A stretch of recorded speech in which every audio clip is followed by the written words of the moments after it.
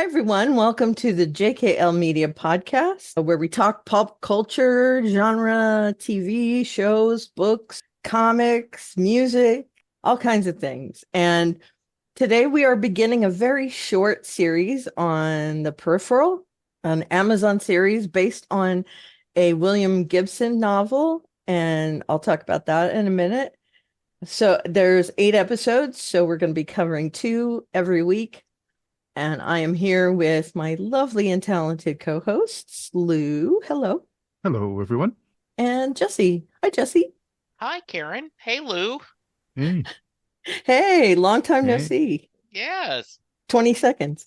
So let's talk first about William Gibson. If you guys don't mind, we'll talk about that up front. Sure. William Gibson is the pioneer of the cyberpunk science fiction genre. And I don't know about you guys. I read Neuromancer when it first came out. I was working at a bookstore at that time. And when I was in charge of the science fiction section and magazines, which is nothing like the science fiction section, but I saw it and I thought, what a cool cover and what an interesting kind of thing. It was pre-internet, but very much in my wheelhouse. I was already a computer programmer by then, essentially. I ate it up like a fish sandwich. Inside joke. And I didn't read the rest of the trilogy, but I've always had a soft spot for him and that genre of science fiction. What about you guys? Have you read any William Gibson stuff? I have read Neuromancer. I can't say that I liked the book. I did like the concepts that he put forth in it, but that's pretty well it. He's a writer that's, I think, known better by reputation than by actual works. So that's an position for a writer to be in. But yeah, he's an interesting guy, and he lives in Canada and BC. Born in the States, but moved to Canada. He is technically a Canadian now, right? Yep. He is, Yeah. yeah. How about you, Jesse? Yeah, I've not read anything by him. Cannot think of any of this genre that I've ever watched. Johnny It is Mnemonic. Have you seen Johnny Mnemonic? maybe I Matrix. remember. The Yeah, Matrix? Matrix. I've only seen the first one.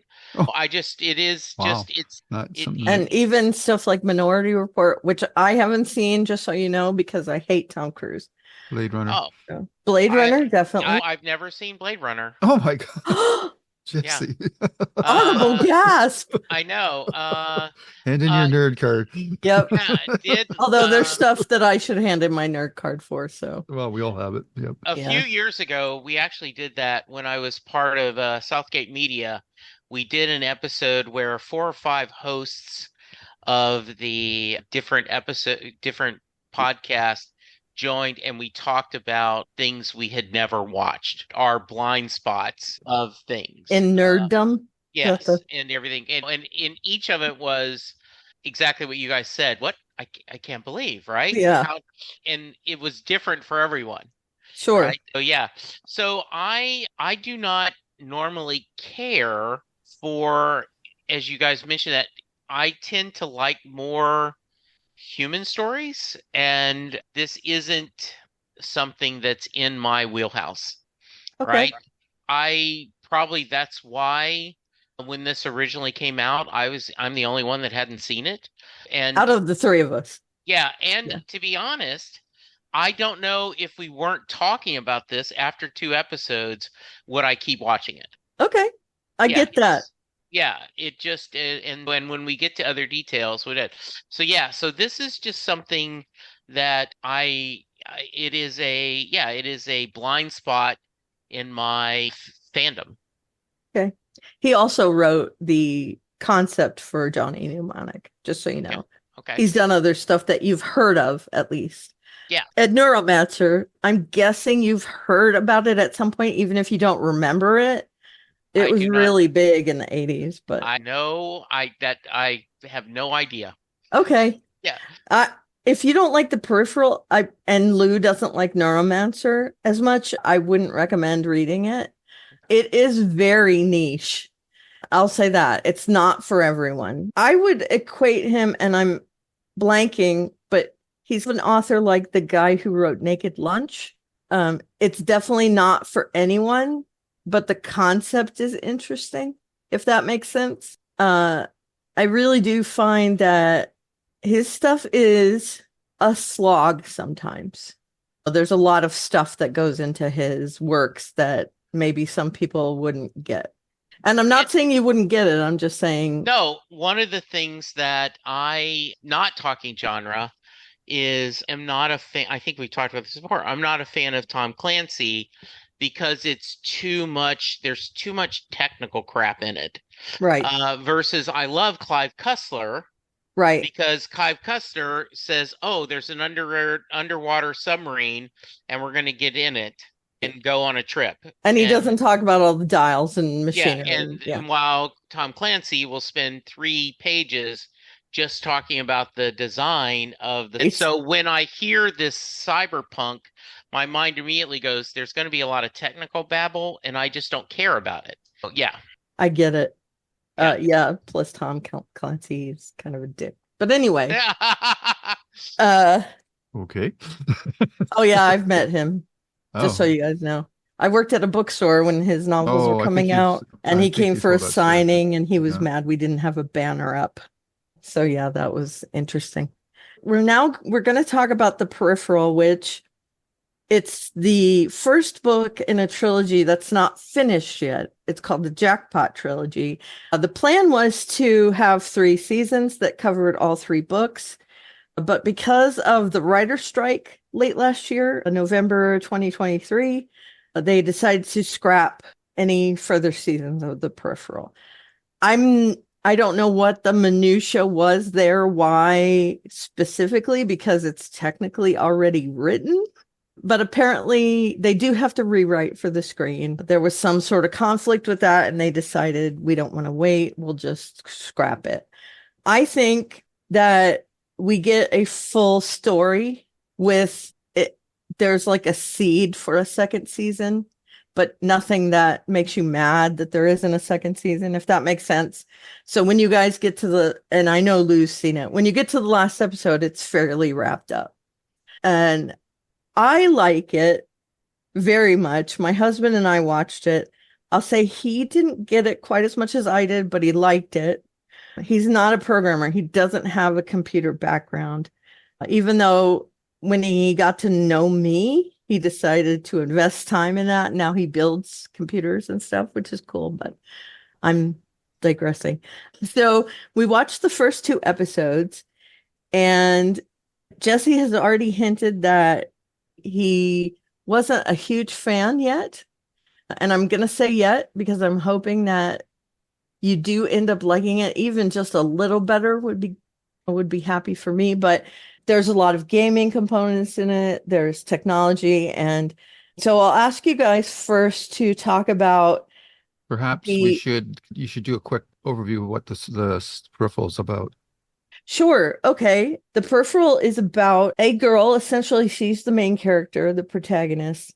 She is a gamer, and she falls. Flynne Fisher. Yes. Flynne Fisher, played by Chloe Moretz. Yep. Is that her name? Yep. Yeah. Who I like very much. I think she does a good job in this.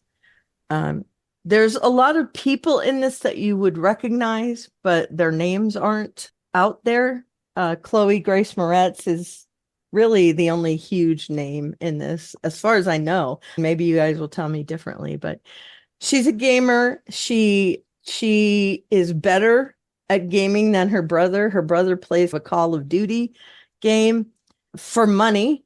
He boosts people. That's a thing, by the way, even now, where you can pay to get boosted in a game to get to a certain level or to finish a quest or that kind of thing. In Warcraft, it's against the terms of service, so you can get banned for that. But apparently in the future, that's a common thing, that you can get a little kickback for helping a rich person get to a certain level.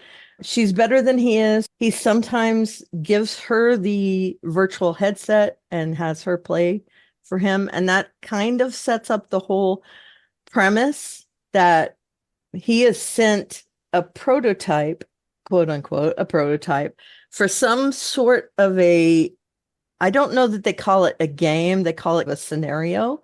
And he is supposed to try it out again for money. They need money. Their mother has a tumor in her brain and she takes medicine for it. They need money. So that's what motivates her to step in, take the headset, put it on, and take his place because she knows they need money. And in doing so, she starts a chain of events that has ramifications on her timeline and a timeline in the future. Does that work as a covering? Yep. Okay. It's more complicated than that, but yeah. And they do get into some trouble. There are people that are trying to stop them. And there's a lot of little things that are happening on the side stories. Can I get an overview from you guys on these 2 episodes? What do you think? Okay, go, Jesse. All right. So no, you can't. So I think part of the issue is I am not a gamer. There is just only so much life time available. And between podcasting and reading and watching TV, I just do not spend any time playing video games. Come I on. also It's Bruce Springsteen that's stopping you. Bruce Springsteen. Yeah. And also I am really like bad even when I play them. The only time I used to love Infocom games, Hitchhiker's Guide to the Galaxy and Dork. stuff. Yeah, and all that. So those I liked because you didn't have to have good reflexes. Sure. Right? Like even trying to play Madden, I just suck at it. So I think right away, this is a premise that I don't care about. I don't care about gaming. I don't care at all. Secondly, I do not care about her brother. And in the first episode, he gets all the screen time, even though she's doing it. That bothered me. Like, wait a minute, she's our star. Why do we have to watch him? I don't care about him. Now, I get the premise that she's really good. And so therefore, I love the fact that he's using her skills and it's got to be in his body so that this happens. I love the idea they had the callback about the saving the sheep or the lambs and how that was what led her to find the tractor and all the other things. But that was one of the first things, like, I don't want to spend time with him. I want to spend time with her doing that. And then I have no problem with multiple storylines, but I haven't seen the connections to this yet, right? Like, how is this, like, The Sims? And she says, this feels real. And so I'm like, okay, this really isn't a virtual game. This is actually, she is in somewhere. So it's intriguing.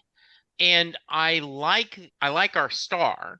I like her a lot. And but it just feels like it needed a rewrite if we're going to have all these different storylines together. I haven't seen the connections yet. Right. Now, by the second episode, where she is saying that the vet that is injured, we need to have him, and the brother going, no, we aren't supposed to be building a community. This is real life. I thought those were really interesting, and that's when there's more heart to this, and when they're doing more heart, when they're trying to protect her mother, trying to heal her mother, and all that is what I enjoy. The actual in the virtual game is where I'm a little bored. Is that fair? Yes, okay. Fair. Okay. And I will tell you that it might be a little slow connecting those, but it does connect. Okay, good. And I had no doubt they would. Okay. The other thing is, I guess they did not sell me yet how everyone around the fire, when they heard there was a X million dollar bounty if they kill them, why they wouldn't have taken the bounty. They didn't set that they were that close of a family or friendship. And I guess afterwards they were all in a unit together, or they were all bound. They served in a war together. Yeah. So once I understood that, I go, oh, okay, yes, they would not betray their brothers. Right. Yeah, so that made a little sense. But my first thought was, oh, they're going to sit there and They're going to take the Sure, bounty, sure. right? Sure. Okay, Lou, your turn. Yeah, it's interesting because having seen the series now, and I am a gamer. I'm big into VR gaming, especially I have a Oculus and I have a PSVR 2. I love that type of gaming. So virtual reality stuff is right up my alley. And science fiction was my primary passion. As I've gotten older, I've veered away from it, interestingly enough. I'm more into drama or murder mysteries and things like that. I think it's because it's more character driven. But I'm f fairly well versed with the trappings of virtual reality and whatnot, and science fiction in general. But I found these first two episodes, uh, especially the first one, there was just way too much stuff going on in it. And I'm trying to, like Jesse, like I'm saying, how does this all connect? Why are there so many characters? Like, how can all of these characters have a part in this storyline? Like you're just, and then it's just like the setting of the quote unquote present is still in our future. So you're just trying to get used to the technology that they have. And then when they jump into this other world in London, yeah, like you're going like, okay, what's going on here? And you're off kilter because you don't know if it's a sim or if it's real. And even like the opening credits, now when I see the opening credits, I can appreciate them because I understand how the things connect. But like the stuff with London, like why do they have these big statues in the skyline like that? Like what's the deal with that? So there was just so much going on, and I just didn't have a hook into the characters. Like, what am I supposed to be? Who am I supposed to be focused on here? Because like to Jesse's point, they're setting it up to be Chloe Moretz, but then when she goes into the sim, then it's her brother Burton, and you go, okay, so am I supposed to be cheering for him more than her now? What's the deal here? I don't know how well the series did, but I imagine a lot of people were lost, especially after the first episode. There's just way too much going on there, and then you mix all that stuff with the sort of this Buford Pusser town with the sheriff and all that stuff going on, and it's what the heck is going like what where are we going with all this stuff? Now I can watch and say, okay, this is cool because I can see where this is going and where this is going, and I didn't realize this the first time through, and now I do.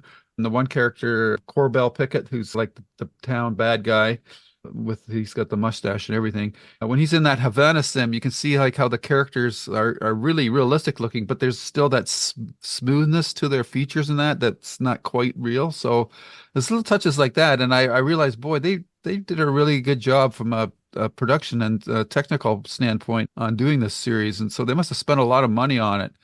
And yeah, it's a tough slog to get through those first two episodes, and I like there was just so many characters that I wasn't sure where it was going. And the frustrating thing for me with this series is, for me, the best characters don't come until almost halfway through or the three-quarters of the way through the series. That's another thing that was hard to take. But we've got the setup. They're trying to raise money to help her mother. There's some good. No, I'm just rambling. I better stop before. I don't know No, how you that's all want to right. approach it, but Ramble away if you okay. So want. I did come to the dynamic between Flynn and her brother Burton. He comes off as a hard ass. Oh, he's an ex-military guy. You expect him like he's got this Vietnam PSD thing going on, and you think he's self-absorbed. But then she finds out that he's been giving his medication to his mother and telling her that he had extra on that. So that little things like that really start to get you into the story. And the fact that he and his unit have these implants that obviously are causing them a lot of pain, or at least it's causing him a lot of pain, well, that starts to get you into the story. And of course, then you have the character Connor, who he was injured in the war, so he's lost three of his limbs, and he's got that pretty cool wheelchair and motorcycle. Well, there's another character that you can warm to. The rest of the troop is just red shirts, basically. So we don't get into them too much. I do the dynamic between Chloe and Jack, or Flynn and Burton. I, it does take a while to get going, and I think they should have maybe pushed some of the family dynamics into the first episode instead of doing it in the second. I just think I realize they only had 8 episodes to get all this stuff in, but I just think the first episode's a real tough buy for people who aren't into this sort of thing or haven't read the book. Because my God, they're jumping all over the place and there's just so many characters and so many storylines going on. And you're like going, okay, where do I set my chair down in this story so that I can get engaged with it? Yeah, and one of the things that I worry, I, there are certainly episodes where it's all over the place of series, but I'm enjoying each little segment with them. Hmm. And so I'm okay. And even though I'm confused how these are going to connect, I'm okay spending time with them. I do agree with yours. Like by the end, when he's there, and are you going to remember this conversation? Hmm. Right? Like you have to not drink, and then the guy downs the beer in one gulp. It's there, you see this, he's being self-destructive, but because of his sister pushing him to be kind to that guy, I thought that was interesting. That was really interesting. The Lewis Hawthorne, which is the Cordell Pickett, he looks like a mustache twirling villain, so that's going to be, I liked him. The second episode felt because of the time with the family, anytime we're that, I'm buying into the story. Hmm. But the future and where they're not telling them what's going on is, it can be frustrating, right? Yeah. Okay, Sure. she's asking the same questions we are and they're being vague and I don't know why. So it feels like they're just being dicks. Right. Right? And it's okay, what, so maybe this will be, but yeah, that's you said it much better than I did, Lou, about what's going on and the concerns, right? Yeah. And Sure. I think and that this, some people who are William Gibson fans may umbrage with this, but I do think the series reflects his writing style in that he's much more interested in ideas and tech than he is in people. And I Yeah. think that shows through in these, especially the first episode. And then it starts to veer more into the characters as we get into it. And it's just maybe just a little too clever for its own good by half. Like you're trying to entice people to watch your show, but you're not making it easy. And I Well, don't think that's a good way to sell. Your pilot episode has to engage people. Visuals only go so far nowadays because we've seen a ton of special effects movies and even TV shows now are almost movie quality in a lot of respects. The tech in this series is impressive, but it's not enough to engage the average viewer because they get bored of that stuff pretty quickly. and I do think it is fair that there is going to be a segment of audience that does love Tom Clancy books, right? Yep. That Yep. love the tech, and the atmosphere is more important to them than the characters, Mhm. right? We fans skewer Hallmark, the movie of the week that they do. And in fact, I've talked about this before. There's a Hallmark podcast when they're putting the podcast into things, they have real movie category. Like, and Sure. there, it is very rare that a Hallmark movie will reach a point like, oh, this is a real movie. This isn't Right. just and so I am not, for those of you who like that kind of stuff, I'm sure this is really well done. And there is enough humanity, partly because I had to go look at, I did not watch Kick Ass. It just, Yeah. yeah, or Carrie. So I had not seen her in anything. She is very likable and very charismatic. And when she's on the screen, when she's worrying about her mother, when she's doing this, it is really well done. I'm also, okay, what is the invisible cars? What all is this? Do we trust that? Is the deputy sheriff, is he a good guy? Is he a bad guy? So there's a lot of stuff that I'm like, I don't know what's going on. So Sure. there we Sure. go.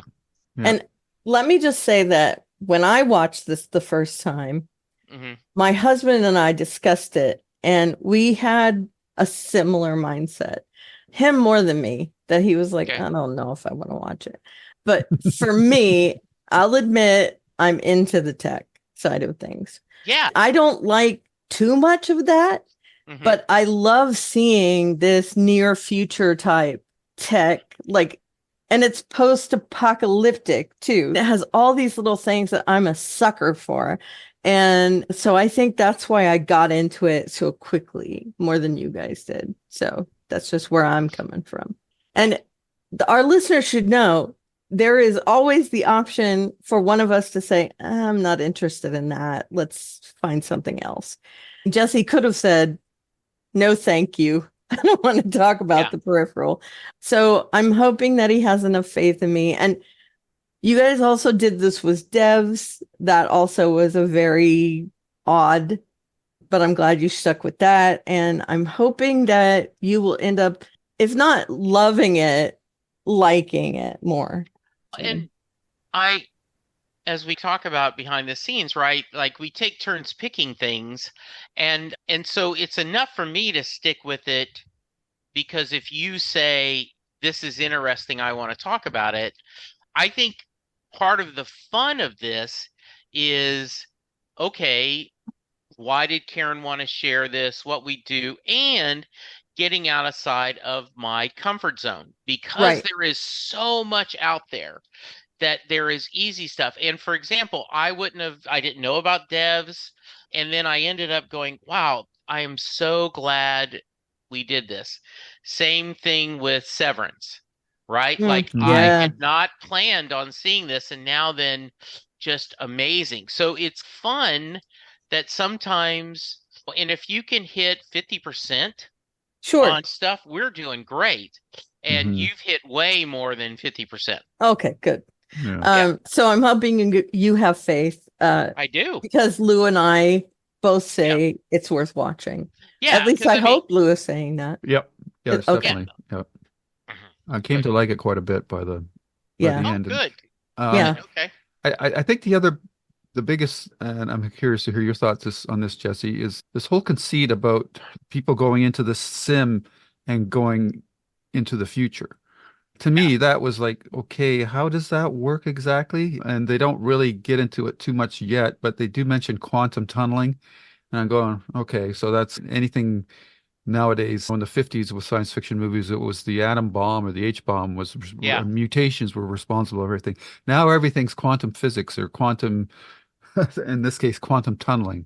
So that's an interesting conceit, but I'm still, even after I'm watching the series, I'll say that I'm still not quite sold on the concept, because there's the whole time paradox stuff that they don't really address it, because they're sending stuff back in time too. So if they've sent it back, then they should already see those events have occurred in their future, because they've already sent the stuff back. So it's an interesting paradox that is not really resolved for me in the series. And so that was the other thing that was confusing me early on in the series of, well, how can they project, or how can they get into the future? Like that whole mechanism was confusing me. I don't know how you felt about that, Jerry. I absolutely, thank you for bringing that up. I totally agree. That was just odd. And I'm like, wait a minute, what does that mean? The other thought is, okay, they must really trust their cousin to win the lottery. Because how the hell that was like, why did they have the cousin win the money versus one of them? Because how do you know the cousin won't go, okay, I'm getting out of here? So that was confusing on me a little bit. How did they do that? I didn't get that.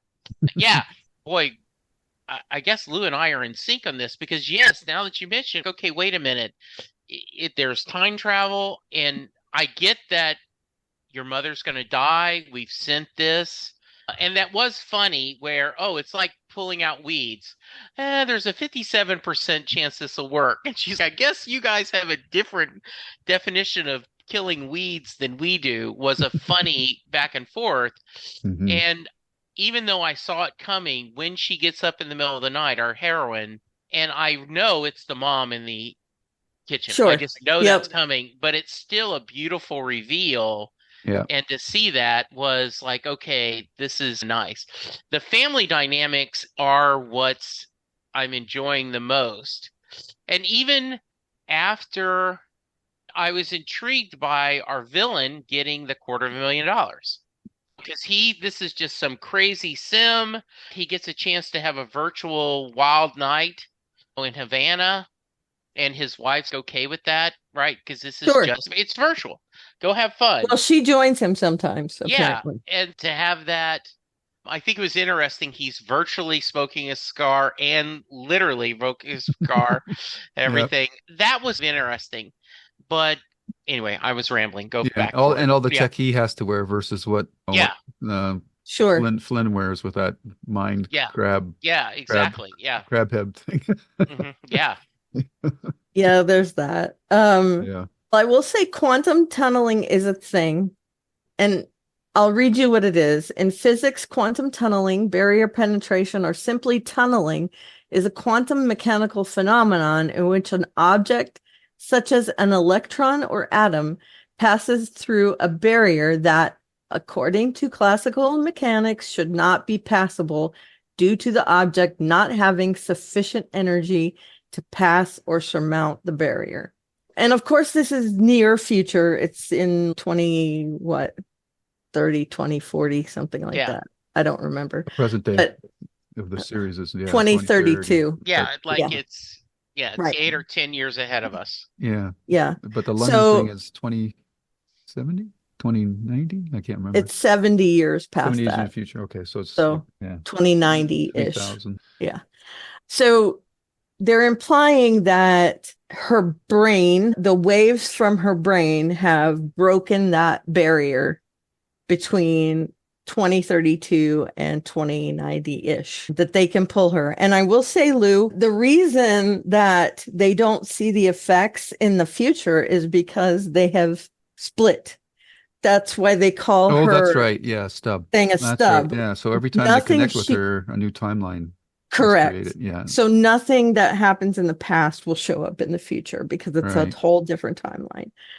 They explain that, and I assume that's how things would happen, obviously, because you're changing something in the present. And I firmly believe in a multiverse, which I'm sure some people poo, but if you can make one decision, you can make every decision.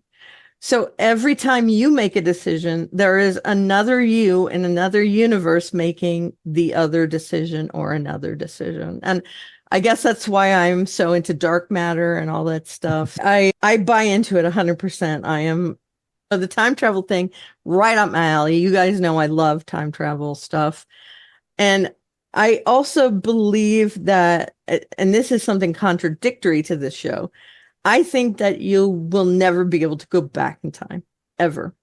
I think it's always moving into the future. We have already done that with astronauts who have lived differently than the people on Earth. Their timeline is different from when they come back. Things are different. They're not the same age as the people that were here, that kind of thing. And it's different than time travel, quote unquote. But there is definitely the whole time being a concept that is fluid in certain cases. Mm-hmm. And I'm sure I'm talking above people's heads and being really obtuse, but I'm sure you guys understand what I'm saying. Yeah, so, no, you clarified that for me. That's actually an excellent point, because the fact that every time they bring her back, they've created a new timeline, but their present, like the London present, persists, so they can't see the impact of their actions, which I like quite a bit, because that they're locked into their reality. That's not going to change. The only thing they can do is hope that the past changes, but even then, even if they're successful in trying to accomplish what they're trying to accomplish, they'll never know, because they're locked into their reality, which is a good twist on the whole time paradox thing. Wanting to change the future thing. Yeah. So I like that quite a bit. And we do see that pay off later, just so you know, Jesse. There is that is very important, that she's diverged from the other timeline. Because unlike on 12 Monkeys, they came back, and the reason they can remember is because they were in the bubble. Yeah. Correct. Same thing with Quantum Leap. They talk about that everyone else only because they're in that bubble, which is a fair get, right? Like that way you would remember. Okay, that's good to know. Before we go forward, do you recommend me watching the first two again, or should I just go straight to 3 and 4 And then maybe this is a series that when it ends, rewatching it over might give me. I would say go to 3 and 4 next. Okay, good Yeah. deal. No Okay. need to rewatch. If you feel the need to rewatch it after you've seen the whole thing, then by all means. Go for it. Okay. Yeah. I can say from my experience, I definitely enjoyed these first 2 episodes a lot more this time than I did the first time I watched them. Good. Okay. Yeah. Yeah, same. Super. Okay. I did go back and rewatch most of it after I watched it the first time. So I've seen some of these episodes twice, and I'm talking about skimming them. I was doing something else while they were on. Not the first time through, but like the second time through, I was working, and in the background, it was on another monitor. And I did pick up things that I didn't notice the first time, and it cemented some things after I saw it twice. So I highly recommend, if you're at all interested by the end of this, feel free to go back and watch the first 2, because I think you'll appreciate them a little bit more. It does set up some stuff that it comes out of left field. I'll tell you that much. Yeah. Okay, good. I think another weakness of the series is, for me, is a lot of the characters are dicks, to put it bluntly. Like, they're not likable characters. There's the Fisher family, but and obviously the injured character Connor, yeah. Those are the all his war buddies are. Yeah, but the other ones are not really. Like I said, they're more red shirts. But those characters are likable. But all the characters in the future, even the one that we're supposed to, I think, like a bit, is the Wilf, the fixer guy. He's likable, but he hasn't played fair and straight with Flynne either. So he's ambivalent about him as well. I think that's another part of the series that makes it difficult to get into as well.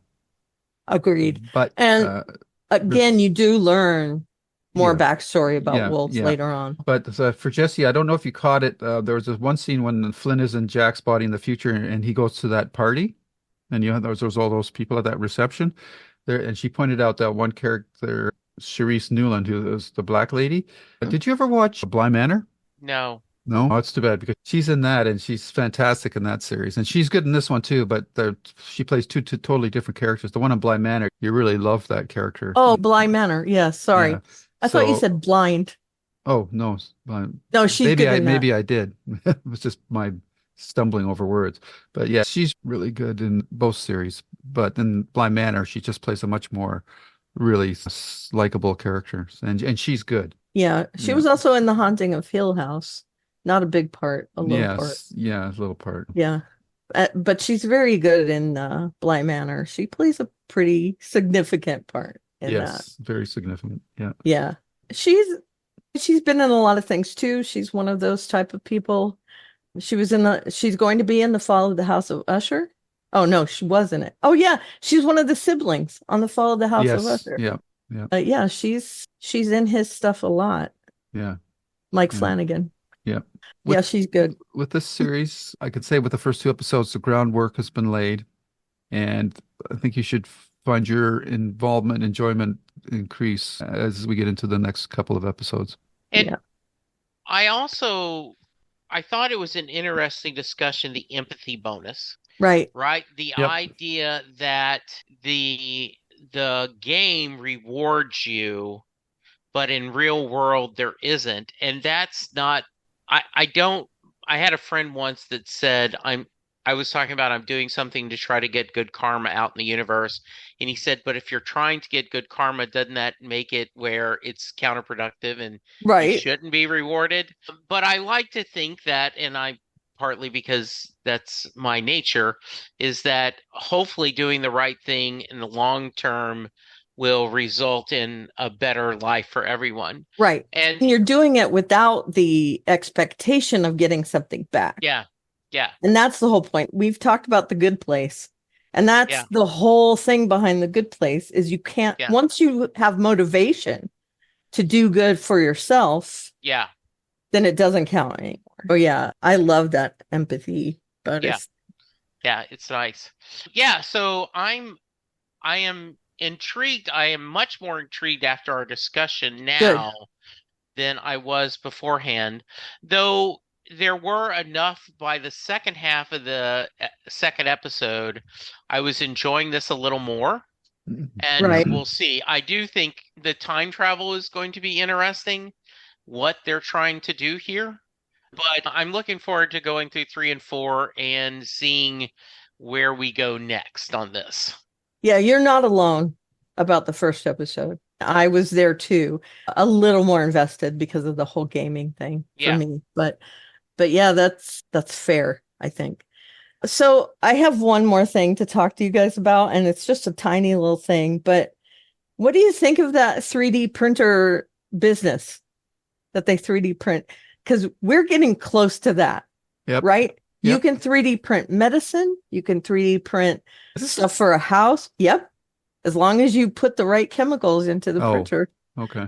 Yep. You can 3D print it. It's like combining them in a machine. Yeah. I didn't know it was used for that, but yep. I just you thought can it was 3D for print making facsimiles of things. You can't 3D print living things, obviously. Right. Obviously. Yeah. But that would be a transporter. Man, exactly. Or what do you call it? The food thing. What do you call that thing where they get their food? Replicators? Thank you. Yes. A replicator. Yeah. It's pretty close to a replicator, to be honest. And I love that they used technology that we can relate to, but just accelerated. Like you can do a lot of different things with it. Mm-hmm. And I love that she works for it. It's her main gig, but it's also a side gig for her because she's more into gaming, but she can't make a living at that. So she chooses to do something similar to what she wants to do. And I love that. I love that whole environment that she is, it's not her calling. She grudgingly goes there and works. And I think it's also very interesting to see the town. Like it has all the old storefronts, like the town apparently had been cleared out and all those businesses died, but they keep the storefronts and they just change the window decals or whatever. And that's an epidemic in our country that businesses are moving out of towns and it decimates the town and businesses don't go into those buildings. But we see the pharmacy is in an old building. We see the 3D printer business is in an old building, and we see other stuff that it looks like old buildings repurposed. And I thought that whole setting was really an interesting take on what the future is going to look like. So what do you guys think on that micro level of like where the setting is in that small town? It's difficult to say right now without spoiling things for without Jesse. Giving anything away. But I do think that for a way to get the audience into the series, it's the only thing that's really relatable at everything they're showing. So I do think that's a wise choice to do the small town vibe or setting. But again, you're off put a little bit because they've got all this new technology that we are not privy to. So it puts you off balance a little bit because you're seeing like this Andy Mayberry town, but they've all got this kind of like back to the future technology. And I think that might be some of the point that it means to put you off kilter. Yeah. So what do you think, Jesse? They're shutting down the factory, boys, and these jobs aren't coming back. I did think of that when she goes to the pharmacy and it looks so worn down. Yep. Right? And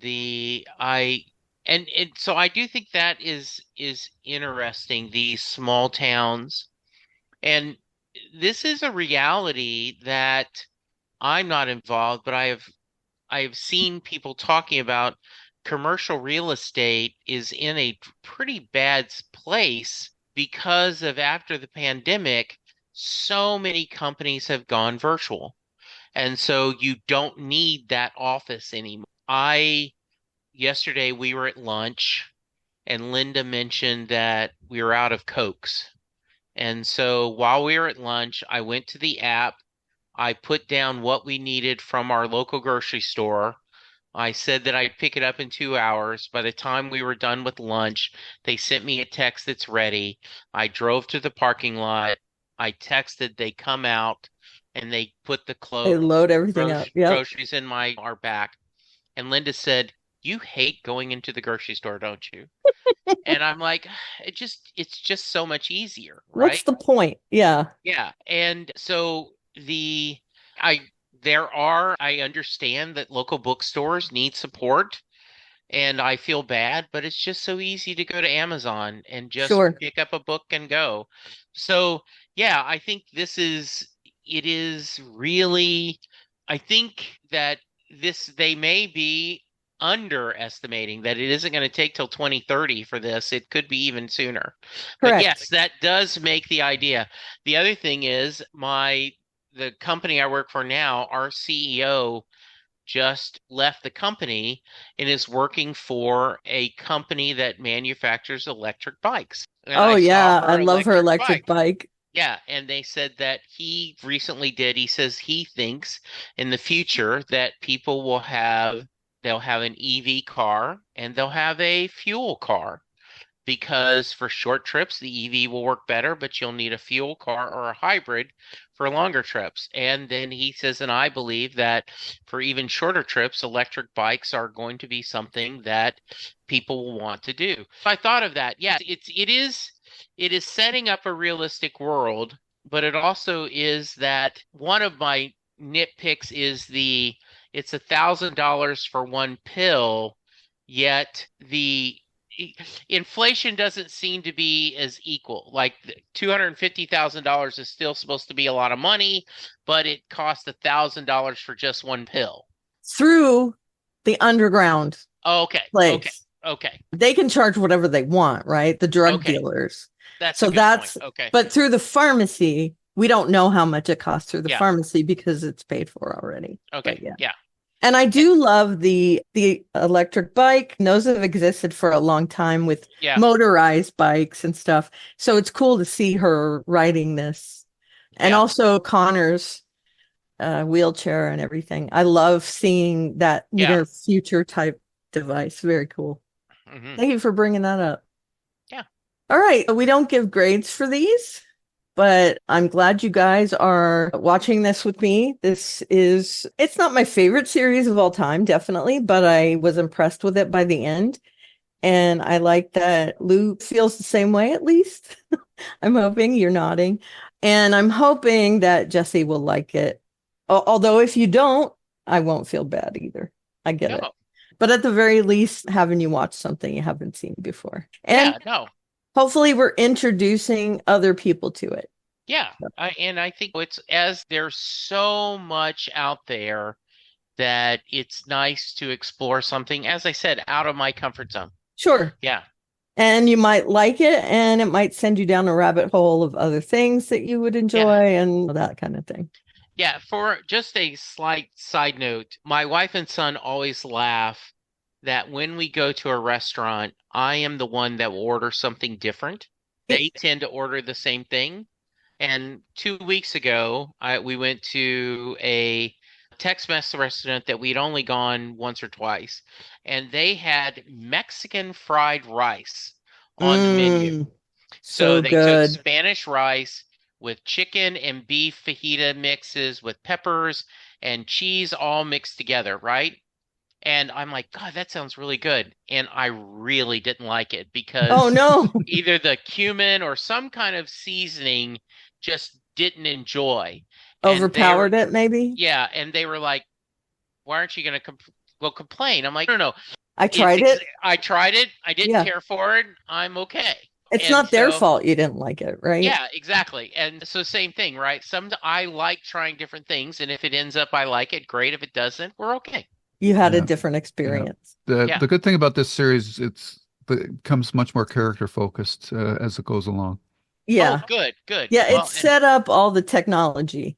Yeah. Okay. So it devolves, I hate to say that, but devolves into a more character-driven story. And yes, there are a ton of characters. All the way to the end, there's still a ton of characters.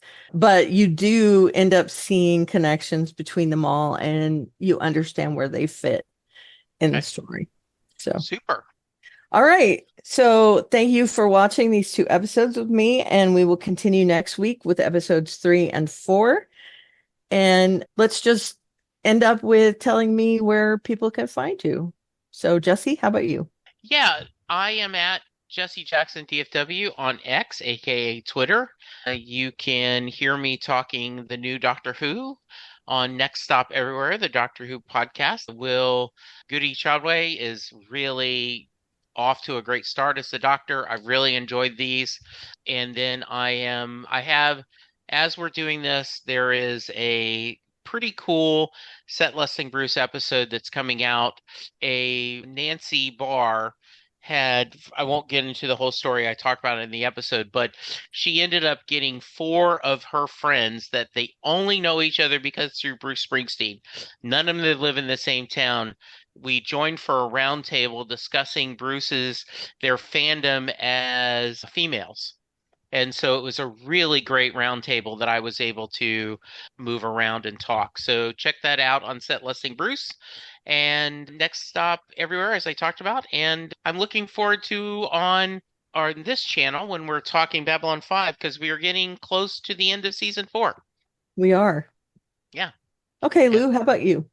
You can find me on YouTube at Lou's Reviews, where you'll find episodes of my writer interview podcast, Stephen King podcast, and the Babylon 5 podcast, which is our flagship podcast right now, as Jesse just mentioned. And also, you will find these JKL Media podcasts, where we do a whole bunch of one-offs: Midnight Mass, Quester Tapes, Green Mile, We Are the World, 12 Monkeys, Tragically Hip, Dark Matter, The English, Station 11, a whole bunch more, all interesting and noteworthy. And we even did Barbie, noteworthy series.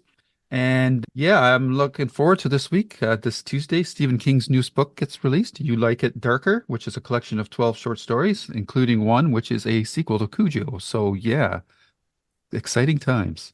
Yes, very much. And it's already been bought. Good for you. And you can find me on Twitter at Lou W. Sytsma, SYTSMA. Excellent. You can email us at jklb5podcast@gmail.com. Is that right? Yes. Or is it JKL Media? It is. As I pull up the email, I will tell you right now. I'm so sorry. That's okay. We'll fix it in post. JKLB5 podcast. JKLB5 podcast at gmail.com. Awesome. So you can write us there. We always forget to put that in. And as you can see, because we can't even remember what it is. And you can find me at Elevaria on most social media sites, and my blog, alleystuff.com, and the landing page has a bunch of links that you might find interesting. And I would mention, we didn't discuss Dark Matter, the show. We discussed the book, since we're only 3 episodes in on the show. But yeah, I love Dark Matter. Okay, that's it for this week. As I said, we'll be back with episodes 3 and 4, and we'll see you next time. Bye, everyone. Bye-bye. And scene. The proceeding has been a JKL Media production.